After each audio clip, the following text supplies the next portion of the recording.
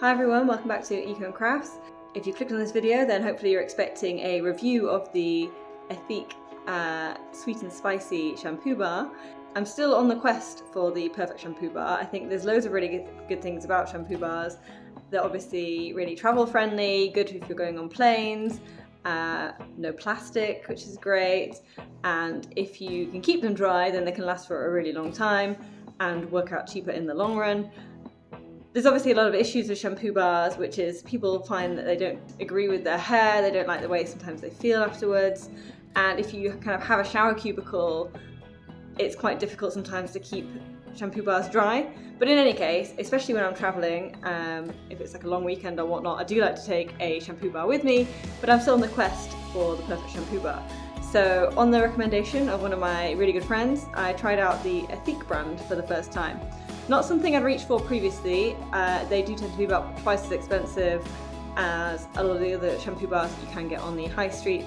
At the moment, I think this is selling for 12 or 13 pounds at my local drugstore, which is, for me, getting a bit on the pricey side for shampoo.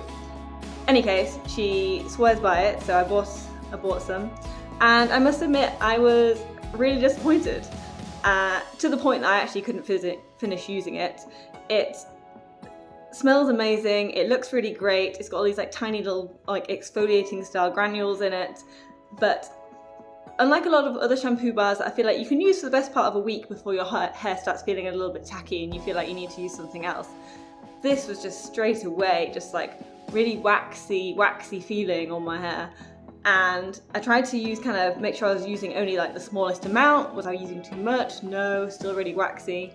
And I just couldn't tolerate it. I just really couldn't use it even for a single wash. My hair felt really awful, just felt really greasy and heavy at the end. So super disappointed and quite a big waste of money, unfortunately. But waste not, want not. So as I said, it's got all these nice little tiny exfoliating granules in it. So it's basically been my body wash until it ran out, and it was actually quite a nice body wash, albeit still quite an expensive body wash. But I think it's just really interesting because, as I said, one of my really good friends swears by these Ethique shampoo bars, really loves it, kind of is her go-to, whereas for me, I just couldn't even tolerate it for a single wash.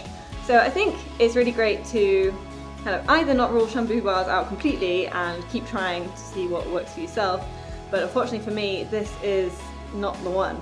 The only one thing I would say about the price is that it comes as quite a large bar, which probably does go some way towards justifying it. I think if I can find it.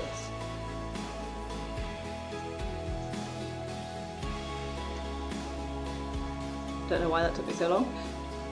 It's 110 grams.